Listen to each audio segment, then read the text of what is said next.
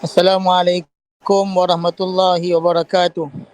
Bismillahirrahmanirrahim. Nawaina ta'aluma wa ta'lim wa tadhakkura wa tadhkir wa nafa wal intifa wal ifadata wal istifada wal hatha ala tamassuki bi kitabillah wa sunnati rasulih wa du'a ila al huda wa dalalata ala al khair ibtigha wajila wa mardati wa qurbihi wa thawabi subhanahu wa ta'ala. Jadi alhamdulillah, pertama sekali syukur kita ke hadrat Allah Subhanahu wa taala kerana pada malam ini Allah masih lagi memberi kepada kita taufik, iaitu kekuatan untuk kita berkumpul di dalam satu majlis walaupun hanya di dalam layar siar, tetapi percayalah selagi mana bertujuan untuk mendapat ilmu, maka majlis itu diberkati dan dimuliakan oleh Allah Subhanahu wa taala. Jadi pada malam ni saya merancang untuk bercerita serba sedikit berkenaan tentang fadailul min syahri Rajabin, iaitu fadilat ataupun kebaikan daripada bulan Rajab. Muslimin dan muslimat yang dirahmati Allah Subhanahu wa taala. Pertama sekali, kenapa Rajab ini diberikan nama Rajab? Rajab ini adalah bermaksud, kalau bahasa Arab dia, kata bahasa dia, rajaba yurajibu tarjiban. Sama dengan maksudnya adalah ta'ziman, iaitu mulia. Seperti mana biasa kita dengar daripada kalam-kalam para salihin, orang-orang alim ulama kita, bila masuk bulan Rajab je dia akan cakap bulan Rajab ni bulan Allah. Banyak para ulama bila sebut bulan Rajab dia, mereka akan cakap bulan Rajab ni bulan Allah. Kenapa mereka menyamakan bulan ini dengan nama Allah? Mengaitkan bulan ini kepada Allah. Kerana setiap perkara yang bergantung kepada Allah, perkara tersebut adalah mulia. Contoh, kalau kita tengok masjid, kita panggil rumah Allah. Walhal Allah ni tak memerlukan rumah, tetapi masjid itu menjadi mulia sebab apa? Sebab dia berkait dengan Allah Ta'ala, iaitu disebut sebagai rumah Allah. Contoh, kalau kita tengok kita sebagai hamba, apa panggilan untuk kita? Hamba Allah. Jadi manusia ini menjadi mulia bila mana dia mengkaitkan diri dia kepada Allah. Begitu juga bulan Rajab.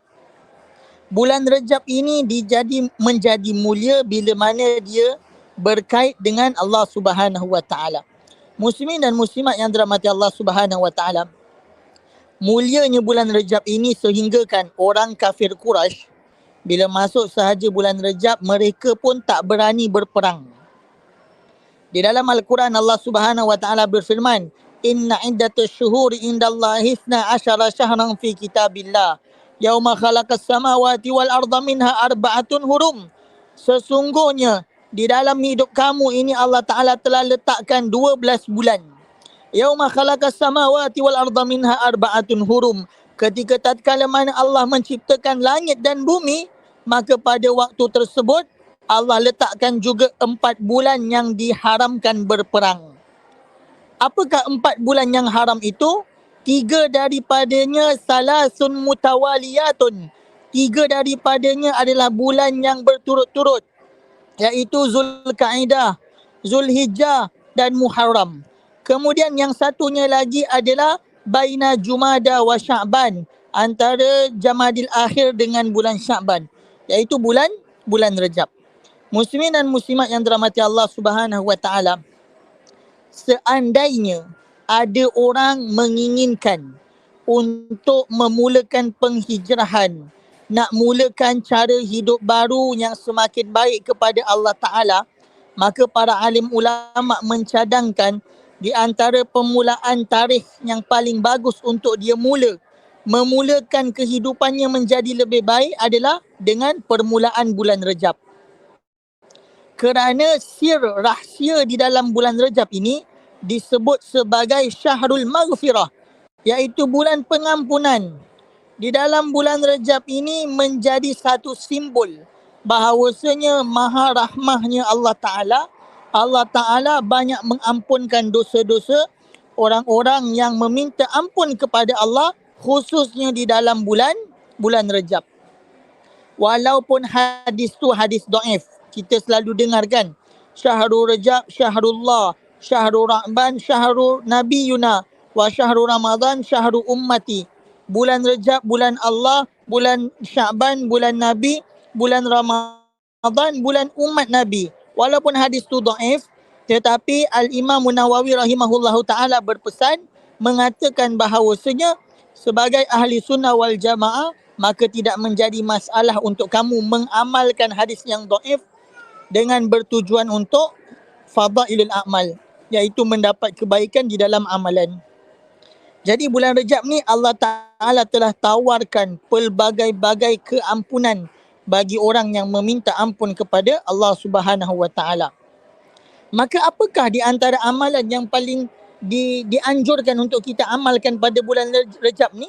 Yang pertama sekali, Allah Subhanahu Wa Ta'ala bagi tahu kepada umat ni bahawasanya as-sawmu li wa ana ajzi bihi. Di antara amalan yang paling bagus adalah berpuasa. Sehingga kan Allah mengatakan as-sawmu li wa ana ajzi bihi. Puasa ini untuk aku dan aku sendiri yang akan membalas pahala orang yang berpuasa. Walhal banyak lagi amalan yang lain, tetapi Allah memuliakan puasa sehingga Allah kata puasa ni untuk aku. Allah tak memerlukan puasa kita, tapi Allah bagi tahu juga puasa ni untuk aku dan aku sendiri yang akan membalas balasan pahala kepada orang yang berpuasa. Muslimin dan muslimat yang dirahmati Allah, ada amalan yang dia perlu keluar, ada amalan yang dia tak perlu.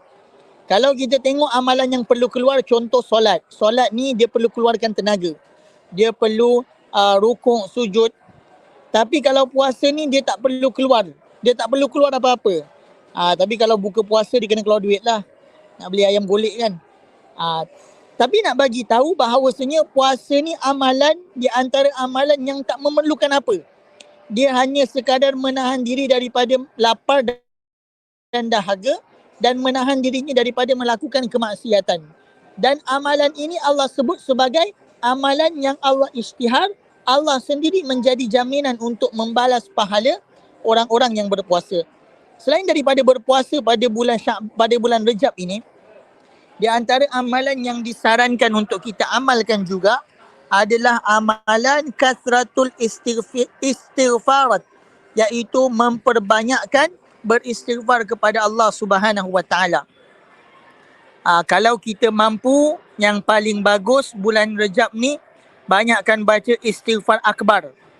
Nanti cuba tengok dekat Google, nama dia istighfar akbar. Allahumma anta rabbi la ilaha illa anta khalaqtani wa ana abduka wa ana ala ahdika wa wa'dika mastata'tu. A'udzubika min syarri ma sana'tu abu'u laka bi ni'matika alayya wa abu'u bi dzambi faghfir li fa innahu la yaghfiru dzunuba illa anta. Marratan fi subah wa marratan qabla al-maghrib. Satu kali selepas subuh dan satu kali selepas maghrib. Ustaz, panjang sangat, saya tak hafal. Kalau tak mampu, maka kita baca istighfar yang biasa kita baca, istighfar yang pendek je, iaitu astaghfirullahalazim alladzi la ilaha illa huwal hayyul qayyum wa atubu ilaih. Pun panjang juga. Tak ada diskaun ke Ustaz? Ada. Astaghfirullahalazim. Kalau panjang juga, jadi kita tak boleh tolong dah lah. Yang penting kita amalkan. Terutamanya kasratul istighfarat di dalam bulan Rejab, memperbanyakkan istighfar di dalam bulan Rejab. Muslimin dan muslimat yang dirahmati Allah Subhanahu Wa Ta'ala, di antara jaminan orang yang banyak istighfar ni, apatah lagi dalam bulan Rejab yang mulia ni, man lazimal istighfar ja'alallahu lahu min kulli dhikin makhraja. Orang yang banyak istighfar, Allah jadikan hidup yang sempit menjadi luas. Walaupun gajinya tak besar, tapi kerana keberkatan istighfar, maka hidupnya senang. Walaupun kerjanya biasa, tapi kerana keberkatan istighfar, maka hidupnya berkat. Waja'ala lahu min kulli hammin faraja. Dan orang yang banyak istighfar juga, Allah Subhanahu Wa Ta'ala akan jadikan hidup dia kalau stres, dilapangkan pemikirannya. Kita kerja kan, meniaga, stres. Kita kerja penat, stres. Tapi kalau tak nak stres, banyakkan istighfar. Kerana wa ja'ala lahu min kulli hammin faraja. Orang yang banyak istighfar, maka Allah Ta'ala akan jadikan dia punya kehidupan ni kalau stres menjadi lapang. Wa ja'ala lahu wa razaqahullah min haitsu la yahtasib. Dan orang yang beristighfar banyak ni, Allah Subhanahu wa Ta'ala akan beri kepada dia rezeki yang tidak dia sangka. Maksud rezeki yang tak disangka ni dalam pelbagai bentuk dan keadaan. Boleh jadi perniagaannya bagus, boleh jadi walaupun dia sibuk tapi tetap boleh solat, boleh jadi umur yang panjang, kawan-kawannya baik, keadaannya baik. Jadi ini di antara bentuk rezeki yang Allah berikan kepada mereka yang memperbanyakkan istighfar, khususnya di dalam bulan Rejab. Jadi mudah-mudahan peluang tawaran yang ditawarkan kepada kita, fadilat-fadilat bulan Rejab ini menjadi satu rebutan. Orang yang rugi adalah orang yang bertambah ilmu tetapi tidak bertambah amal. Kita tahu bulan Rejab ni bulan berkat, tapi kita buat tak tahu je. Maka orang tersebut adalah orang yang rugi. Man ziyadatul ilma fa ziyadatul amaluhu. Orang yang bertambah ilmunya, sepatutnya dia bertambah amalnya. Barulah keberkatan ilmu itu terselah. Tetapi kalau tambah ilmu, tak tambah amal, maka sebenarnya keberkatan ilmu itu tidak didapatkan oleh si penuntut ilmu tersebut. Jadi mudah-mudahan apa yang kita dengar pada malam ini sama-sama dapat kita jadikan sebagai satu taqwiyah, iaitu kekuatan untuk kita amalkan dan kita lakukan dan kita sampaikan kepada mereka yang tidak ada di dalam majlis ini. Wallahu alam bisawab. Mudah-mudahan Allah Ta'ala beri kepada kita keberkatan di dalam bulan Rejab. Allahumma barik lana fi Rajabin wa Sya'ban wa balighna Ramadan. Wahai Tuhan kami, berkatilah kami di dalam bulan Rejab dan Sya'ban, dan sampaikanlah kami kepada bulan kemuncak keinginan kami, iaitu bulan Ramadan al-Mubarak. Mudah-mudahan Allah kabulkan segala hajat kita. Yang baik daripada Allah Ta'ala, yang buruk daripada saya. Mohon maaf salah cakap, terkasar bahasa, dan mohon maaflah kalau agak bising sikit sebab saya di luar. Wabillahi taufiq wal hidayah. Wassalamualaikum warahmatullahi wabarakatuh. Sebab saya suka duduk kat suasana macam ni kan. Sunyi, ada nature, ada bau-bau bunga sikit, ada bunyi burung sikit. Macam ni lah, ini saya punya life lah, saya suka macam ni.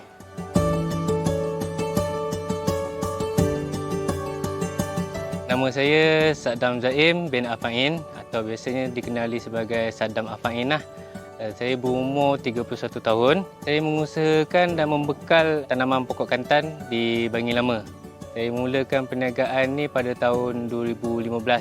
Sebelum pekerjaan saya buat pertanian ni, saya seorang tukang masak. Okey, untuk kegunaan bunga kantan ni, kita buat masakan laksa, kita buat asam pedas, kita buat kerabu, kita buat nasi goreng, dan kita ada buat sambal kering bunga kantan. Itu salah satu menu yang kita gunakan bunga kantan ni sebagai masakan lah. Kalau dekat Indonesia, diorang buat jus bunga kantan. Air dia warna pink, rasa air jus dia. Itu yang saya discover lah untuk penggunaan bunga kantan ni dalam masakan dan minuman. Biasa pagi saya masuk kerja, biasanya buat tengok keadaan sekitar dulu lah. Mungkin takut ada benda yang hilang. Biasanya macam tu lah, saya masuk tengok keadaan dulu. Macam petik bunga saya buat seminggu sekali. Jadi kebanyakan setiap hari saya ni banyak settlekan order Shopee je. Yang bunga seminggu sekali saya settlekan. Macam contoh hari Senin je saya kutip. Terus pergi hantar, lepas petik saya terus pergi hantar petang. Tuai biasanya kalau daripada awal tanam kita buat paling cepat 1,5 tahun. Paling standardnya 2 tahun lah. Daripada awal kita tanam sampai pokok tu besar 2 tahun, baru dia akan keluarkan bunga. Bila dia dah start keluar bunga ni, setiap 1 minggu kita boleh buat tuaian yang baru. Dulu saya ambil pengajian diploma pengurusan hotel dan catering sebab family saya ada mengusahakan perniagaan motel, bilik penginapan. Jadi dari situ dengan harapan saya dapat meneruskan perniagaan legacy tu lah. Lepas tu habis saja pengajian, saya bekerja sebagai tukang masak. Di situ tak lama saya kerja tukang masak sampai saya kahwin. Bila saya dah kahwin, isteri dah mengandung anak yang pertama, saya ambil inisiatif cipta sistem pekerjaan tu sendiri. Maknanya pertanian ni satu sistem yang baru lah untuk pekerjaan. Jadi dengan cara saya sendiri apa semua, saya masuk kerja ni lah.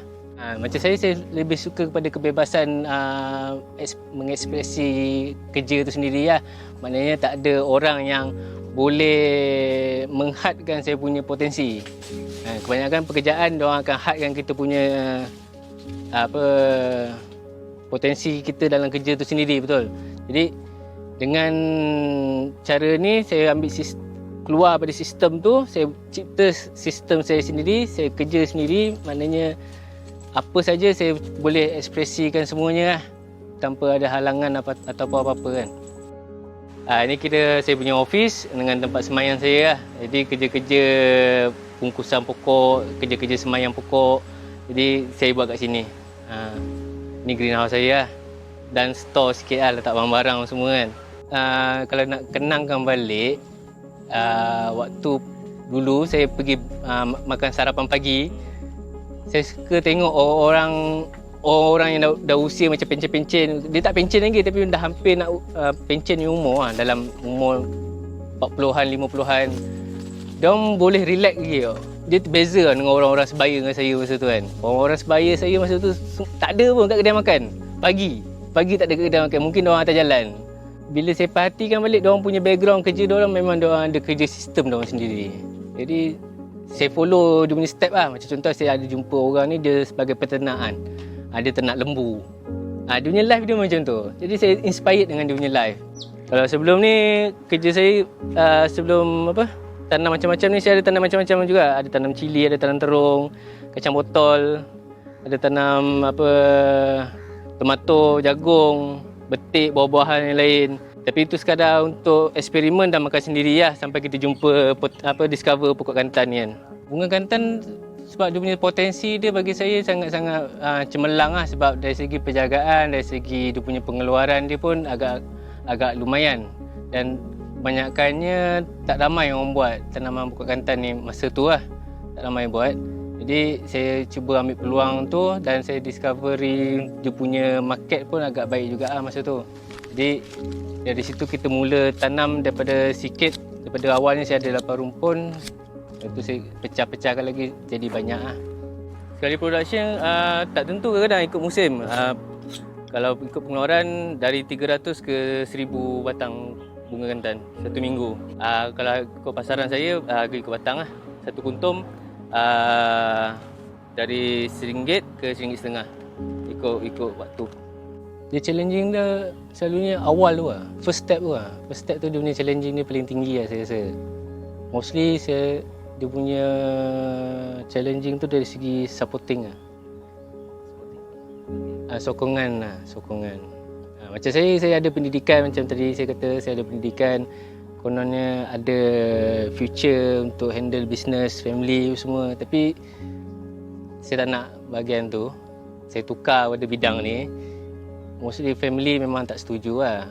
Sebab saya pun tak ada background pun bahagian pertanian ni kan. Memang kosong. Jadi buat discovery sendiri je. Situ saya punya susah sikit lah. Sebab kita nak jaga hati orang tua, nak jaga hati isteri, nak jaga ni. Ada anak yang nak diberi susu semua kan. Duit nak kena pakai. Tapi kita still, macam saya still continue apa yang saya buat. Tapi ikut juga apa yang diorang nak. Biasa orang tak percaya dengan benda yang kita nak buat perubahan ni kan. Nak nalak benda tu bukan kita. Orang tak pernah nampak kita macam tu kan. Tiba-tiba kita nak macam tu kan. Jadi tu lah susah dia lah. Dia orang bukan tak bagi, cuma diorang bagi saya, diorang risaukan saya punya masa depan lah. Konon yang tak jadi apa-apa kan. Ayah saya bekas tentera, memang tegas. Banyakkannya falsafah hidup ni saya belajar dengan dia lah. Walaupun dia cakap dengan saya tu supaya saya lari daripada benda yang saya buat ni, tapi sebenarnya dia lagi menguatkan saya nak ke dalam tu daripada kata-kata dia tu. Bagi saya dia sebagai motivasi lah. Sebab dia banyak keluarkan kata-kata mutiara dia kat saya. Jadi saya gunakan itu sebagai saya punya pembakar lah. Kalau kita mula merancang nak buat hari ni, semalam kita dah mula. Hari ni punya cerita, kita nak buat hari ni, semalam kita dah mula. Betul lah. Saya antara orang yang berjaya lah. Tapi saya follow dia punya tekad dia. Dia terlalu tekad. Macam saya ambil dunia tekad tu untuk saya punya kejayaan lah. Alhamdulillah lah, diorang kira dah tak ada kacau saya lah. Tak ada cakap-cakap pasal kerja lain, suruh isi borang, suruh hantar resume. Benda-benda tu macam tu dah tak timbul lagi lah dalam dekat kita punya conversational rumah kan. Pembuktian pertama saya dapat masa tu, saya punya perniagaan ni keluar dekat media surat khabar. Masa tu Cosmo ada keluar sekali, itu Berita Harian ada keluar 2 kali. Itu kira antara medal lah saya dapat masa tu kan, sebagai pencapaian dalam industri kan. Macam fasa 1 dulu kita mula, ini fasa 2. Yang kita mula daripada fasa 1 dekat belakang sana lah. Jadi daripada belakang sana ni kita belajar lah macam mana dia punya potensi pokok kantan ni, apa yang boleh, apa yang tak boleh. Jadi kita try and error. Jadi di situ saya faham apa sebenarnya kehendak pokok kantan yang sebenarnya. Jadi daripada fasa yang kedua yang baru ni kita buat yang betul-betulnya lah. Jadi alhamdulillah dia sukses lah. Salah satu benda banyak manis lah. Saya boleh bangun pukul apa saya nak bangun. Itu manis lah. Saya tak perlu rushing lah. Itu salah satu. Satu lagi saya jumpa banyak orang, geng-geng saya juga yang sebenarnya macam saya juga. Kalau sebelum ni saya fikir saya alone tau. Saya rasa saya seorang je yang dalam dunia macam ni kan. Rupanya ada ramai lagi macam saya. Masuk RTM, masuk surat khabar. Itu antara achievement lah masa tu. Lagi ayah tu dah terima lah. Kira satu kemenangan yang besar yang saya boleh rasakan masa tu. Satu pembuktian yang saya dah lunaskan. Okey, macam benih untuk bunga kantan ni ada 2 jenis lah. Satu benih kita ambil pada biji. Biji tu kita dapat pada buah bunga kantan yang matang. Ataupun kita gunakan keratan rizom, bahagian ubi bawah pokok kantan ni, macam perdu buluh kan. Jadi biasanya kalau penggunaan rizom, kita ambil pokok yang sudah matang yang dah mula keluar bunga. Macam orang yang ambil benih ni kira dia dah ada confirm lah. Dah confirm jadi lah. Dia punya pokok dia. Beza dengan biasa tu biasanya dia akan ambil masa dalam 2 ke 3 minggu untuk dapatkan tunas ni. Ini harga RM6. Ini harga RM15. Ini RM6, ini RM15 satu. Saya struggle 2 tahun yang pertama saya struggle. Tahun bila tu? Start 2015 lah, masa awal tu. Sebab modal... Okey, 2015 umur apa tu? Umur saya 25. Umur masa tu 25. Baru kahwin dengan masa tu. Jadi dunia struggle dia, itulah sebab macam pokok kantan hasil dia keluar 2 tahun. Saya rasa struggle dekat 3 tahun juga saya struggle. Dia punya sementara nak jadi cash flow tu nak mengalir kan. Kerja-kerja lain juga macam contoh salah satunya kerja hotel tu lah. Kerja hotel, kerja kedai makan, buat jadi tukang air. Kira kerja-kerja gaji bawah 50 satu hari. Itu sebagai cover lah. Maknanya saya kerja sana sekejap, lepas tu ada waktu rehat 1 jam saya lari sini. Cabut 10 pokok, pergi tanam 10 pokok, dah settle, lari balik pergi kerja balik. Sebab apa? Sebab masa kerja tu saya rasa macam tak seronok tau. Bila tak seronok tu saya fikir apa nak ubah, apa caranya nak ubah kehidupan kan. Saya tak nak hidup macam ni kan. Contoh lah masa tu. Jadi dengan berbekalkan azam waktu tu, waktu rehat tu yang saya keluar datang sini buat kerja tu. Tu habis rehat pergi kerja balik, habis kerja waktu balik kerja tu saya datang sini sambung lagi sikit sampai malam. Maknanya nak senja macam tu baru balik rumah. Maknanya saya build up benda ni sikit lah. Serangga perosak pun dia tak suka sangat dengan bunga kantan.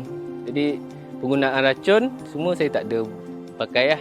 Termasuk dengan racun rumpai. Macam racun rumpai saya dah selesaikan masalah rumput ni dengan daun-daun yang kat bawah ni je. Maknanya saya tutup tanah ni lah dengan pokok batang tua yang saya dah potong-potong tu.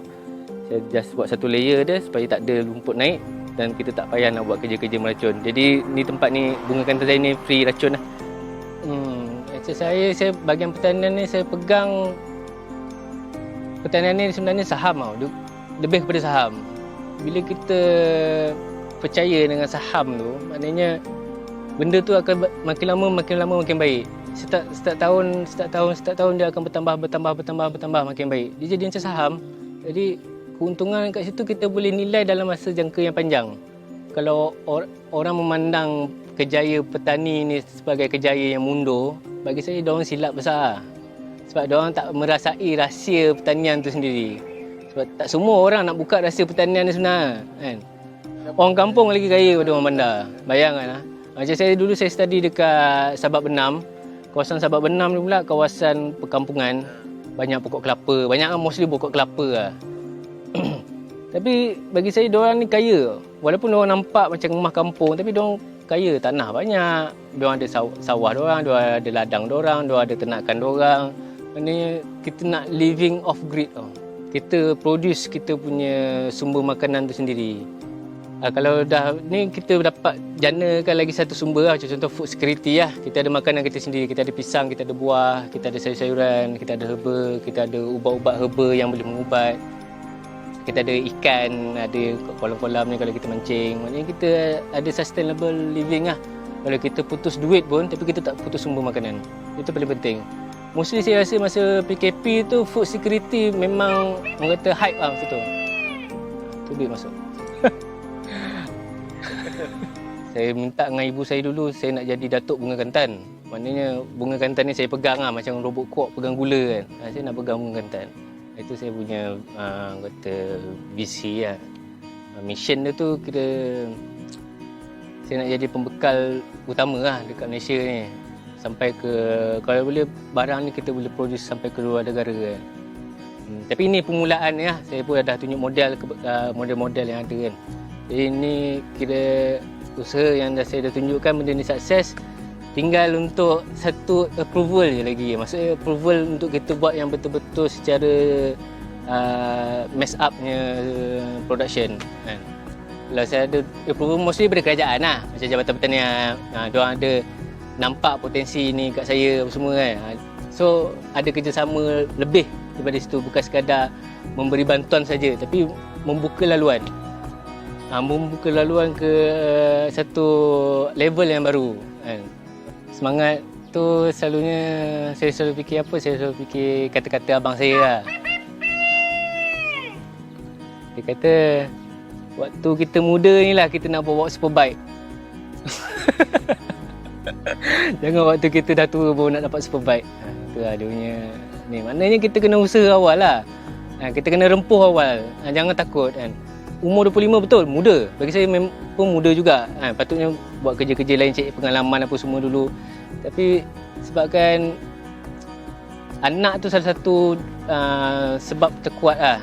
Sebab saya dibesarkan dengan ibu bapa yang jarang ada kat rumah. Diorang sibuk, macam ayah saya petentera, dia banyak posting ke tempat-tempat lain. Macam ibu saya pun bekerja dengan kerajaan, kerja office.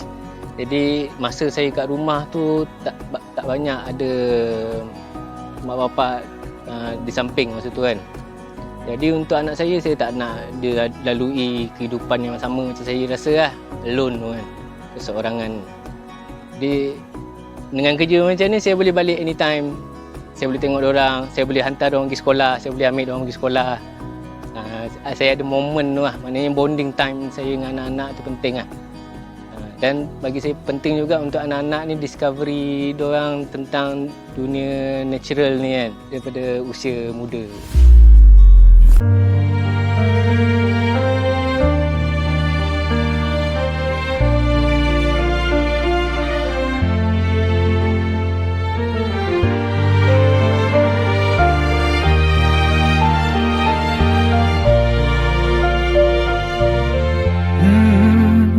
يا من صليت بكل الأنبياء، يا من في قلبك رحمة للناس، يا من ألفت قلوبا بالإسلام، يا حبيبي يا شافعي يا رسول الله، بأمي وأبي فديتك سيدي، صلاة وسلام عليك يا نبي.